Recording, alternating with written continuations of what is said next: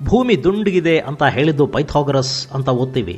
ಆದ್ರೆ ನಮ್ಮ ಪುರಾಣಗಳಲ್ಲಿ ಕಾಣುವ ವರಾಹ ಅವತಾರ ದುಂಡಗಿರೋ ಭೂಮಿಯನ್ನ ತನ್ನ ಕೋರೆ ಹಲ್ಲುಗಳಲ್ಲಿ ಎತ್ತಿ ನಿಲ್ಲಿಸೋದನ್ನ ನಾವು ನೋಡ್ತೀವಿ. ಹಾಗಾದ್ರೆ ಆ ಕಲ್ಪನೆ ನಮಗೆ ಬರೋ ಹೊತ್ತಿಗಾಗ್ಲೇ ಭೂಮಿ ದುಂಡಗಿದೆ ಅನ್ನೋದು ಭಾರತೀಯರಿಗೆ ಗೊತ್ತಿರಬೇಕಲ್ವಾ? ಹಾಗೆ ಈ ಭೂಮಿ ಸೂರ್ಯನ ಸುತ್ತ ತಿರುಗುತ್ತೆ ಅಂತ ಹೇಳಿದ್ದು ನಿಕೋಲಸ್ ಕಾಪರ್ನಿಕಸ್ ಅಂತ ಹೇಳ್ತಾರೆ. ಆದರೆ ನಮ್ಮ ಋಗ್ವೇದದ ಕಾಲದಲ್ಲೇ ಸೌರಮಂಡಲದ ಬಗ್ಗೆ ಸಾಕಷ್ಟು ಮಾಹಿತಿ ನಮ್ಮ ಪೂರ್ವಜರಿಗಿತ್ತು ಅನ್ನೋದು ನಮಗೆ ಗೊತ್ತಾಗುತ್ತೆ. ಅದರಲ್ಲಿನ ಒಂದು ಶ್ಲೋಕ ಹೀಗಿದೆ: ಸವಿತಾ ಯಂತ್ರೈ ಪೃಥ್ವೀಂ ಅರಂನಿ ದಯಾಂ ಅಂದಾಹತ್ ಅಥೋರ್ತೆ ಬದ್ದಾಹಂ ಅಶ್ವಂ ಇವ ಅಧುಕ್ಷತ್. ಅಂದ್ರೆ ಒಬ್ಬ ಕುದುರೆಯ ತರಬೇತುದಾರ ಒಂದು ಕಕ್ಷೆಯಲ್ಲಿ ನಿಂತು ಹೇಗೆ ಕುದುರೆಯನ್ನು ತನ್ನ ಸುತ್ತ ಓಡೋ ಹಾಗೆ ಮಾಡ್ತಾನೋ ಹಾಗೆ ಸೂರ್ಯನು ಇಡೀ ಗ್ರಹಮಂಡಲದ ಅಷ್ಟೂ ಗ್ರಹಗಳನ್ನ ತನ್ನತ್ತ ಆಕರ್ಷಿಸಿಕೊಂಡು ತನ್ನ ಸುತ್ತ ತಿರುಗೋ ಹಾಗೆ ಮಾಡ್ತಾನೆ ಅಂತ ಅರ್ಥ.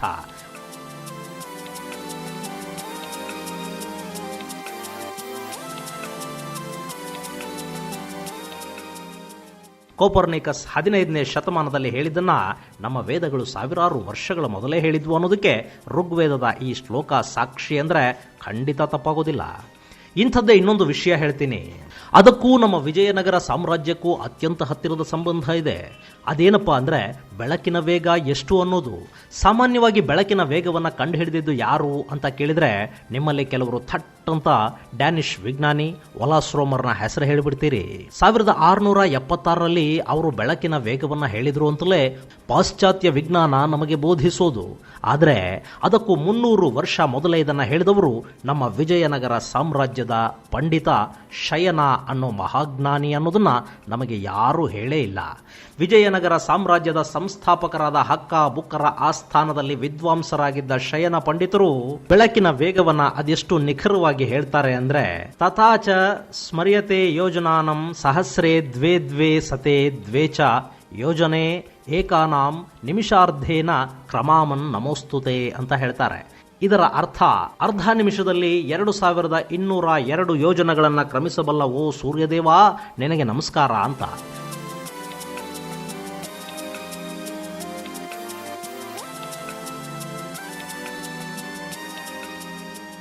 ಇಲ್ಲಿ ನಾವು ವೇದಕಾಲೀನ ಭಾರತೀಯ ಸಂಖ್ಯಾಶಾಸ್ತ್ರದ ಮೂಲಕ ಲೆಕ್ಕ ಹಾಕಬೇಕು. 1 ನಿಮಿಷ ಅಂದ್ರೆ ನಾವಿವತ್ತು ಹೇಳೋ 60 ಸೆಕೆಂಡ್ ಅಲ್ಲ. 1 ನಿಮಿಷ ಅಂದ್ರೆ 0.2133 ಸೆಕೆಂಡುಗಳು. ಅಂದ್ರೆ ಒಂದು ಸರಿ ನಮ್ಮ ಕಣ್ಣ ರೆಪ್ಪೆಯನ್ನ ಬಡಿಯೋದಕ್ಕೆ ಎಷ್ಟು ಕಾಲ ಬೇಕೋ ಅದು 1 ನಿಮಿಷ. ಹಾಗೆ ಅವತ್ತಿನ ಅಂದ್ರೆ ಶಯನ ಮಹರ್ಷಿಗಳ ಕಾಲದ ಲೆಕ್ಕದಲ್ಲಿ 1 ಯೋಜನ ಅಂದ್ರೆ ಇವತ್ತಿನ 9.9 ಮೈಲಿಗಳು. ಇನ್ನು ನೀವು ಗುರುತ್ವಾಕರ್ಷಣೆಯ ಬಗ್ಗೆ ಕೇಳಿದಿರಿ ಅಲ್ವಾ? ಖಂಡಿತ ಕೇಳಿರ್ತೀರಿ. ಅಷ್ಟೇ ಯಾಕೆ, ಅದನ್ನ ಕಂಡು ಹಿಡಿದಿದ್ದು ನ್ಯೂಟನ್ ಅಂತ ಕೂಡ ಓದಿರ್ತೀರಿ. ಆದರೆ 16ನೇ ಶತಮಾನದಲ್ಲಿ ನ್ಯೂಟನ್ ಭೂಮಿಗೆ ಗುರುತ್ವಾಕರ್ಷಣ ಶಕ್ತಿ ಇದೆ ಅಂತ ಹೇಳುವುದಕ್ಕೆ 4 ಶತಮಾನಗಳ ಮೊದಲೇ ಭಾರತೀಯ ಗಣಿತಶಾಸ್ತ್ರಜ್ಞ ಭಾಸ್ಕರಾಚಾರ್ಯ ಇದನ್ನ ಹೇಳಿಬಿಟ್ಟಿದ್ರು ಅಂದ್ರೆ ನಿಮಗೆ ಖಂಡಿತ ಆಶ್ಚರ್ಯ ಆಗಬಹುದು. ಹೌದು, 1150ರಲ್ಲಿ ಸಿದ್ಧಾಂತ ಶಿರೋಮಣಿ ಹಾಗೂ ಸೂರ್ಯ ಸಿದ್ಧಾಂತ ಅನ್ನೋ 2 ಗ್ರಂಥಗಳನ್ನು ಬರೆದ ಭಾಸ್ಕರಾಚಾರ್ಯರು ಭೂಮಿಯ ಗುರುತ್ವಾಕರ್ಷಣ ಶಕ್ತಿ ಬಗ್ಗೆ ಮಾತ್ರವಲ್ಲ, ಗ್ರಹಗಳ ಚಲನ ಹಾಗೂ ಅವುಗಳ ನಡುವಿನ ಆಕರ್ಷಣೆಯ ಬಗ್ಗೆ ಕೂಡ ಆ ಪುಸ್ತಕಗಳಲ್ಲಿ ಉಲ್ಲೇಖಿಸಿದ್ದಾರೆ. ಅವರ ಮತ್ತೊಂದು ಪುಸ್ತಕದಲ್ಲಿ ಭೂಮಿ, ಸೂರ್ಯ ಹಾಗೂ ಚಂದ್ರ ಸೇರಿದ ಹಾಗೆ ನಕ್ಷತ್ರಗಳು ಮತ್ತು ಗ್ರಹಗಳ ಬಗ್ಗೆ ಪ್ರಶ್ನೋತ್ತರ ರೂಪದಲ್ಲಿ ಸಾಕಷ್ಟು ವಿಷಯಗಳನ್ನು ತಿಳಿಸ್ಕೊಟ್ಟಿದ್ದಾರೆ. ಸಿದ್ಧಾಂತ ಶಿರೋಮಣಿಯ ಭುವನಕೋಶ ಅನ್ನೋ ಅಧ್ಯಾಯದ 6ನೇ ಶ್ಲೋಕದಲ್ಲಿ ಭೂಮಿಯ ಗುರುತ್ವಾಕರ್ಷಣ ಶಕ್ತಿಯಿಂದಾಗಿ ಪ್ರತಿಯೊಂದು ವಸ್ತುವು ಭೂಮಿಯ ಕಡೆಗೆ ಸೆಳೆಯಲ್ಪಡುತ್ತವೆ ಅಂತ ಭಾಸ್ಕರಾಚಾರ್ಯರು ಬರೀತಾರೆ. ಅಷ್ಟೇ ಅಲ್ಲ, ಭೂಮಿ ನಮಗೆ ನೋಡೋದಕ್ಕೆ ಚಪ್ಪಟೆಯಾಗಿರೋ ಹಾಗೆ ಕಾಣಿಸಿದ್ರೂ ಕೂಡ ಅದು ದುಂಡಗಿದೆ ಅಂತ ಹೇಳೋ ಭಾಸ್ಕರಾಚಾರ್ಯರು ಒಂದು ಗೋಳವನ್ನು 4 ಭಾಗ ಮಾಡಿ ಅದರ ಒಂದು ಭಾಗವನ್ನು ನೋಡಿದಾಗ ಅದು ಹೇಗೆ ನಮಗೆ ಚಪ್ಪಟೆಯಾಗಿರೋ ಹಾಗೆ ಕಾಣುತ್ತೋ ಹಾಗೆ ಭೂಮಿಯನ್ನ ಒಂದು ಸ್ಥಳದಲ್ಲಿ ನಿಂತು ನೋಡಿದಾಗ ಅದು ಹಾಗೆ ಕಾಣಿಸಿದ್ರೂ ಭೂಮಿಯ ಆಕಾರ ಗೋಳಾಕಾರ ಅಂತ ಹೇಳ್ತಾರೆ. ಆದರೆ ಭೂಮಿಗೆ ಆಕರ್ಷಣ ಶಕ್ತಿ ಇದೆ ಅನ್ನೋದನ್ನು ಹೇಳೋದಕ್ಕೆ ಆಪಲ್ ನೆಲಕ್ಕೆ ಬೀಳೋವರೆಗೂ ಭಾಸ್ಕರಾಚಾರ್ಯರು ಕಾಯ್ತಾ ಕೂತಿರಲಿಲ್ಲ. ಇಷ್ಟಾದರೂ ನ್ಯೂಟನ್ಗಿಂತಲೂ 500 ವರ್ಷ ಮೊದಲೇ ಭೂಮಿಯ ಬಗ್ಗೆ ಹೇಳಿದ ಭಾಸ್ಕರಾಚಾರ್ಯರು ನಮಗೆ ಗೊತ್ತಿಲ್ಲ. ಅವರ ಹೆಸರು ನಮ್ಮ ಯಾವ ಪಠ್ಯಪುಸ್ತಕದಲ್ಲೂ ನೋಡೋದಕ್ಕೆ ನಮಗೆ ಸಿಗೋದಿಲ್ಲ. ಇವರನ್ನು ಬಿಡಿ, ನಿಮಗೆ ಗಣಿತದಲ್ಲಿ LCM ಅಂದ್ರೆ ಲೀಸ್ಟ್ ಕಾಮನ್ ಮಲ್ಟಿಪಲ್ ಗೊತ್ತಿದೆ ಅಲ್ವಾ? ಅದನ್ನ ಬಿಡಿಸೋದು ಹೇಗೆ ಅಂತ ಹೇಳ್ಕೊಟ್ಟಿದ್ದು ಯಾರು ಗೊತ್ತಾ? ಜಾನ್ ನಿಪಿಯರ್. ಹಾಗಂತ ಹೇಳ್ತಿರೋದು ನಾನಲ್ಲ, ನಮ್ಮ ಪಠ್ಯಪುಸ್ತಕಗಳು. ಆದರೆ ಸತ್ಯ ಏನಪ್ಪಾ ಅಂದ್ರೆ ಜಾನ್ ನೆಪಿಯರ್ಗಿಂತ 100 ವರ್ಷಗಳ ಮೊದಲೇ ನಮ್ಮ ಕನ್ನಡಿಗರೊಬ್ಬರು ಇದನ್ನ ಜಗತ್ತಿಗೆ ಹೇಳಿಕೊಟ್ಟಿದ್ರು. ಅವರ ಹೆಸರು ಮಹಾವೀರಾಚಾರ್ಯ. ಕ್ರಿಸ್ತ ಶಕ 850 ಸುಮಾರಿಗೆ ಅಮೋಘ ವರ್ಷ ನೃಪತುಂಗನ ಆಸ್ಥಾನದಲ್ಲಿದ್ದ ಜೈನ ಪಂಡಿತ ಮಹಾವೀರಾಚಾರ್ಯ ಜಗತ್ತು ಕಂಡ ಅತ್ಯದ್ಭುತ ಗಣಿತಶಾಸ್ತ್ರಜ್ಞರು. ಗಣಿತ ಸಾರಸಂಗ್ರಹ ಅನ್ನೋ ಗ್ರಂಥ ರಚಿಸಿದ್ದ ಮಹಾವೀರಾಚಾರ್ಯರು ಅವತ್ತಿಗೆ ತ್ರಿಭುಜ ವ್ಯಾಸಗಳ ಲೆಕ್ಕಾಚಾರವನ್ನು ಕೊಟ್ಟಿದ್ದಲ್ಲದೆ ಆಲ್ಜಿಬ್ರಾವನ್ನ ಜಗತ್ತಿಗೆ ಪರಿಚಯಿಸಿಕೊಟ್ರು. ಪೈ ಅಂತ ಹೇಳ್ತಿರಲ್ಲ, ಅದರ ಬೆಲೆಯನ್ನ ನಿಖರವಾಗಿ ಹೇಳಿದವರ ಪೈಕಿ ಈ ಮಹಾವೀರಾಚಾರ್ಯರು ಕೂಡ ಒಬ್ಬರು. ನಮ್ಮದೇ ಗುಲ್ಬರ್ಗಾದವರಾದ ಈ ಮಹಾವೀರಾಚಾರ್ಯ ಅನ್ನೋ ಜೈನ ವಿದ್ವಾಂಸರ ಬಗ್ಗೆ ನಮ್ಮ ಶಾಲೆಗಳು ನಮಗೆ ಹೇಳೋದೇ ಇಲ್ಲ, ನಮಗಿದರ ಬಗ್ಗೆ ಗೊತ್ತಾಗೋದೂ ಇಲ್ಲ. ನಮ್ಮ ದೇಶಕ್ಕೆ ಬ್ರಿಟಿಷರು ಬಂದು ಅವರ ಪಠ್ಯಕ್ರಮವನ್ನು ನಾವು ಓದೋವರೆಗೂ ನಮ್ಮ ಶಾಲೆಗಳಲ್ಲಿ ಕಲಿಸ್ತಾ ಇದ್ದದ್ದು ಇದೇ ಮಹಾವೀರಾಚಾರ್ಯರ ಗಣಿತ ಸಾರ ಸಂಗ್ರಹವನ್ನ.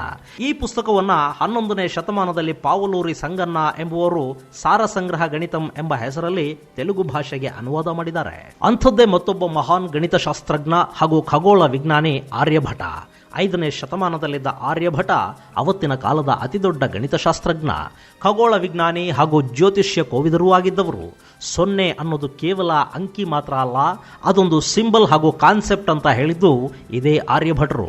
0ಯ ಮೂಲಕವೇ ಸೂರ್ಯ ಮತ್ತು ಚಂದ್ರರ ನಡುವಿನ ನಿಖರ ದೂರವನ್ನು ಕಂಡುಹಿಡಿದಿದ್ದು ಈ ಆರ್ಯಭಟರು. ಇವರನ್ನ ಖಗೋಳಶಾಸ್ತ್ರದ ಪಿತಾಮಹ ಅಂತ ಕರೀತಾರೆ. ಭೂಮಿ ಅಚಲ ಅಲ್ಲ ಅನ್ನೋದನ್ನ ಮೊಟ್ಟ ಮೊದಲ ಬಾರಿಗೆ ಹೇಳಿದ್ದು ಆರ್ಯಭಟರೇ. ಭೂಮಿ ತನ್ನ ಸುತ್ತ ತಾನು ತಿರುಗುತ್ತಾ ಸೂರ್ಯನನ್ನ ಪ್ರದಕ್ಷಿಣೆ ಹಾಕುತ್ತೆ ಅನ್ನೋದನ್ನ ಜಗತ್ತಿಗೆ ತಿಳಿಸಿಕೊಟ್ಟವರು ಈ ವಿಜ್ಞಾನಿ. ಅಲ್ಲಿಯವರೆಗೆ ಸೂರ್ಯ ಚಲನೆಯಲ್ಲಿರ್ತಾನೆ ಅಂತ ನಂಬಲಾಗ್ತಿತ್ತು, ಆದರೆ ಚಲಿಸುತ್ತಿರೋದು ಸೂರ್ಯ ಅಲ್ಲ ಭೂಮಿ ಅಂತ ತಿಳಿಸ್ಕೊಟ್ಟ ಆಚಾರ್ಯರು ಅದಕ್ಕೆ ಅದ್ಭುತವಾದ ಉದಾಹರಣೆಯನ್ನು ಕೊಡ್ತಾರೆ. ದೋಣಿಯೊಂದರಲ್ಲಿ ಪ್ರಯಾಣ ಮಾಡುವಾಗ ನಾವು ದಡದಲ್ಲಿನ ಗಿಡ ಮರಗಳನ್ನು ನೋಡಿದ್ರೆ ಅವು ಚಲಿಸಿದ ಹಾಗೆ ಭಾಸವಾಗುತ್ತೆ, ಆದರೆ ಚಲಿಸ್ತಿರೋದು ದೋಣಿನೇ ಹೊರತು ಗಿಡಗಳಲ್ಲ. ಹಾಗೇನೆ ಚಲಿಸುವ ಭೂಮಿಯಿಂದ ನೋಡಿದಾಗ ಸೂರ್ಯನಲ್ಲಿ ಚಲನ ಕಾಣುತ್ತೆ ಹೊರತು ನಿಜವಾಗಿ ಚಲಿಸೋದು ಸೂರ್ಯ ಅಲ್ಲ ಭೂಮಿ ಅಂತ ಹೇಳಿದ್ರು ಆರ್ಯಭಟರು. ಆರ್ಯಭಟೀಯಂ ಅನ್ನೋದು ಅವರು ರಚಿಸಿರೋ ಮಹಾಗ್ರಂಥ. ಭಾರತ ತನ್ನ ಮೊಟ್ಟ ಮೊದಲ ಸೆಟಲೈಟ್ಗೆ ಇಟ್ಟಿದ್ದು ಕೂಡ ಇದೇ ವಿಜ್ಞಾನಿ ಆರ್ಯಭಟರ ಹೆಸರನ್ನ. ಆದ್ರೇನು ಮಾಡೋದು, ನಮ್ಮ ಪಠ್ಯ ಪುಸ್ತಕಗಳಲ್ಲೆಲ್ಲೂ ಈ ಆರ್ಯಭಟರ ಹೆಸರು ಕಾಣಿಸೋದೇ ಇಲ್ಲ. ಇನ್ನು ವರಾಹಮಿಹಿರ ಅನ್ನೋ ಹೆಸರು ಕೇಳಿದಿರಾ? 505ರಿಂದ 587 ನಡುವೆ ಉಜ್ಜಯಿನಿ ಪ್ರಾಂತ್ಯದಲ್ಲಿದ್ದ ಈ ವರಾಹಮಿಹಿರ ಜಗತ್ತು ಕಂಡ ಅತ್ಯದ್ಭುತ ವಿಜ್ಞಾನಿ. ಪಂಚಸಿದ್ಧಾಂತಿಕ ಅನ್ನೋದು ವರಾಹಮಿಹಿರರು ರಚಿಸಿದ ಮಹಾಗ್ರಂಥಗಳ ಪೈಕಿ ಒಂದು. ಸುಮಾರು 1500 ವರ್ಷಕ್ಕೂ ಮುನ್ನಾನೇ ಮಂಗಳ ಗ್ರಹದಲ್ಲಿ ನೀರು ಕಬ್ಬಿಣ ಇದೆ ಅಂತ ಹೇಳಿದ್ದವರು ವರಾಹಮಿಹಿರರು. ಆಕಾಶ, ಸೂರ್ಯ, ಚಂದ್ರ, ನಕ್ಷತ್ರಗಳೆಲ್ಲ ದೇವರುಗಳು ಅಂತ ಪೂಜಿಸುತ್ತಿದ್ದ ಕಾಲದಲ್ಲಿ ಅವೆಲ್ಲ ಸೃಷ್ಟಿಯ ಕೊಡುಗೆ ಅಂತ ಸಾರಿ ಹೇಳಿದರು ವರಾಹಮಿಹಿರರು. ಯಾವುದೇ ಉಪಕರಣಗಳಿಲ್ಲದೆ ಆ ಕಾಲದಲ್ಲಿ ಸೂರ್ಯ, ಚಂದ್ರ, ಭೂಮಿ, ಗ್ರಹಗಳ ಗತಿಯನ್ನ ಕರಾರುವಕ್ಕಾಗಿ ಹೇಳಿದ. ಕ್ರಿಸ್ತ ಶಕ 512ರಲ್ಲಿ ಅಂದ್ರೆ ತಮ್ಮ 13ನೇ ವಯಸ್ಸಲ್ಲಿ ಸೂರ್ಯ ಸಿದ್ಧಾಂತವನ್ನ ಬರೆದ ಮಹಾಜ್ಞಾನಿ ಈ ವರಾಹಮಿಹಿರರು. ಇವರ ಕಾಲದಲ್ಲಿ ಉಜ್ಜಯಿನಿ ವಿಶ್ವವಿದ್ಯಾಲಯದಲ್ಲಿ ಗಣಿತ ಸಂಶೋಧನೆಗಳು ಆರಂಭವಾದವು. ಇವರ ನಂತರ ಬಂದ ಆರ್ಯಭಟರು ಇದನ್ನು ಮುಂದುವರಿಸಿ ಆಧುನಿಕ ಭಾರತದ ಗಣಿತ ರೂವಾರಿಯಾದರು. ಈ ವರಾಹಮಿಹಿರರು ಜಗತ್ತಿನ ಮೊಟ್ಟ ಮೊದಲ ಜಲವಿಜ್ಞಾನಿ ಕೂಡ ಹೌದು. ಮಳೆ, ಅಂತರ್ಜಲದ ಮಟ್ಟ, ಈಗಿನ ಒಳಹರಿವು, ಭೂಜಲವನ್ನು ಗುರುತಿಸೋದು, ಮಣ್ಣಿನ ಗುಣಮಟ್ಟದಿಂದ ನೀರಿನ ಪ್ರಮಾಣವನ್ನು ಅಳೆಯೋದು, ಯಾವ ದಿಕ್ಕಿಂದ ಯಾವ ದಿಕ್ಕಿಗೆ ನೀರು ಹರಿಯುತ್ತೆ ಅನ್ನೋದು, ಪ್ರವಾಹಗಳನ್ನು ತಡೆಯೋದು ಅಷ್ಟೇ ಅಲ್ಲ, ಗೆದ್ದಲು ಹುಳುಗಳನ್ನು ನೋಡಿ ಭೂಮಿಯಲ್ಲಿ ನೀರಿರೋ ಬಗ್ಗೆ ನಿಖರವಾಗಿ ಹೇಳೋದು ಹೇಗೆ ಅನ್ನೋದನ್ನು ಕೂಡ ವರಾಹಮಿಹಿರರು ಜಗತ್ತಿಗೆ ಹೇಳಿಕೊಟ್ರು ಅಂತ ಹೇಳ್ತಾರೆ. ಆದರೆ ವರಾಹಮಿಹಿರ ಅನ್ನೋ ಹೆಸರನ್ನ ನಮ್ಮ ಮಕ್ಕಳಿಗೆ ಹೇಳಿ ನೋಡಿ. ಯಾರದು ಅನ್ನೋ ಪ್ರಶ್ನೆ ನಿಮಗೆ ವಾಪಸ್ ಬರದೇ ಇದ್ರೆ ಆಗ ಕೇಳಿ. ಇವರೆಲ್ಲರನ್ನ ಮೀರಿಸೋ ಇವರೆಲ್ಲರಿಗಿಂತ ಪುರಾತನ ವಿಜ್ಞಾನಿಯೊಬ್ಬರಿದ್ದಾರೆ. ಅವರದ್ದು ವೈದ್ಯಕೀಯ ಕ್ಷೇತ್ರಕ್ಕೆ ಕೊಡುಗೆ. ಅವರ ಹೆಸರು ಮಹರ್ಷಿ ಚರಕ. ಇವತ್ತಿನ ಹೃದಯ ರೋಗ, ಡಯಾಬಿಟಿಸ್, ಅಸಿಡಿಟಿ, ಕುಷ್ಠ, ಕ್ಷಯ ಮತ್ತು ಹಲವಾರು ಮಾನಸಿಕ ಕಾಯಿಲೆಗಳ ಬಗ್ಗೆ, 500ಕ್ಕೂ ಹೆಚ್ಚು ಗಿಡಮೂಲಿಕೆಗಳ ಬಗ್ಗೆ, ದೇಹದ ಅಂಗರಚನೆ ಹಾಗೂ ಅವುಗಳಲ್ಲಿನ ಪ್ರಮುಖ ಸ್ಥಳಗಳ ಬಗ್ಗೆ ಕ್ರಿಸ್ತ ಹುಟ್ಟೋದಿಕ್ಕೂ 300 ವರ್ಷಗಳ ಮೊದಲೇ ಗ್ರಂಥ ಬರೆದವರು ಈ ಚರಕ ಮಹರ್ಷಿಗಳು. ಇವರ ಚರಕ ಸಂಹಿತ ಅನ್ನೋ ಗ್ರಂಥ ಇವತ್ತಿಗೂ ಜಗತ್ತಿನ ವೈದ್ಯ ಶಾಸ್ತ್ರಜ್ಞರನ್ನ ಬೆರಗುಗೊಳಿಸ್ತಿರೋ ಗ್ರಂಥ. ಇನ್ನು ಕ್ರಿಸ್ತಪೂರ್ವ 6ನೇ ಶತಮಾನದಲ್ಲಿ ಸುಶ್ರುತ ಅನ್ನೋ ಮತ್ತೊಬ್ಬ ವೈದ್ಯ ವಿಜ್ಞಾನಿ ಇದ್ರು. ಸುಮಾರು 184 ಅಧ್ಯಾಯಗಳಿರೋ ಸುಶ್ರುತ ಸಂಹಿತ ಅನ್ನೋ ಗ್ರಂಥವನ್ನ ರಚಿಸಿದ ಸುಶ್ರುತ ಮಹರ್ಷಿಗಳು 1220 ರೋಗಗಳು, 700 ಗಿಡಮೂಲಿಕೆಗಳ ಬಗ್ಗೆ ಅದರಲ್ಲಿ ವಿವರವಾಗಿ ತಿಳಿಸಿದ್ದಾರೆ. ಅಷ್ಟೇ ಅಲ್ಲ, ಜಗತ್ತಿಗೆ ಮೊಟ್ಟ ಮೊದಲ ಬಾರಿ ಶಸ್ತ್ರಚಿಕಿತ್ಸೆಯ ಬಗ್ಗೆ ಹೇಳಿದವರು ಕೂಡ ಸುಶ್ರುತ ಮುನಿಗಳೇ. ಕಣ್ಣಿನ ಶಸ್ತ್ರಚಿಕಿತ್ಸೆ ಸೇರಿದ ಹಾಗೆ ಮೂಳೆ ಹಾಗೂ ಪ್ಲಾಸ್ಟಿಕ್ ಸರ್ಜರಿ ಬಗ್ಗೆ ಕೂಡ ಸುಶ್ರುತ ಸಂಹಿತೆ ವಿವರಣೆಯನ್ನು ಕೊಡುತ್ತೆ. ಆದರೆ ನಾವು ಇವತ್ತಿಗೂ ಫಾದರ್ ಆಫ್ ಮೆಡಿಸಿನ್ ಅಂದ್ರೆ ಹಿಪೋಕ್ರಟಿಸ್ ಅನ್ನೋ ಹೆಸರನ್ನ ಹೇಳ್ತೇವೆ ಹೊರತು ನಮ್ಮ ಚರಕ ಸುಶ್ರುತರ ಬಗ್ಗೆ ಮಾತು ಕೂಡ ಆಡೋದಿಲ್ಲ. ಯಾಕೆ ಅಂದ್ರೆ ಅವರು ಭಾರತೀಯರು.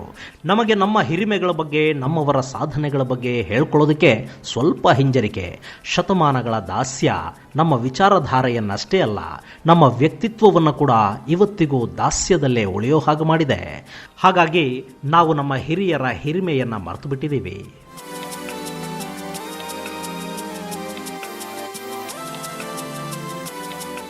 ಸ್ನೇಹಿತರೆ, Indian contributions to the west ಅನ್ನೋ ಪುಸ್ತಕ ಬರೆದಿರೋ ಡಾಕ್ಟರ್ ಪ್ರಿಯದರ್ಶಿ ಪುರಾತನ ಭಾರತೀಯ ವಿಜ್ಞಾನಿಗಳ ಬಗ್ಗೆ ತಮ್ಮ ಪುಸ್ತಕದಲ್ಲಿ ಬಹಳ ಅದ್ಭುತವಾಗಿ ಬರೆದಿದ್ದಾರೆ.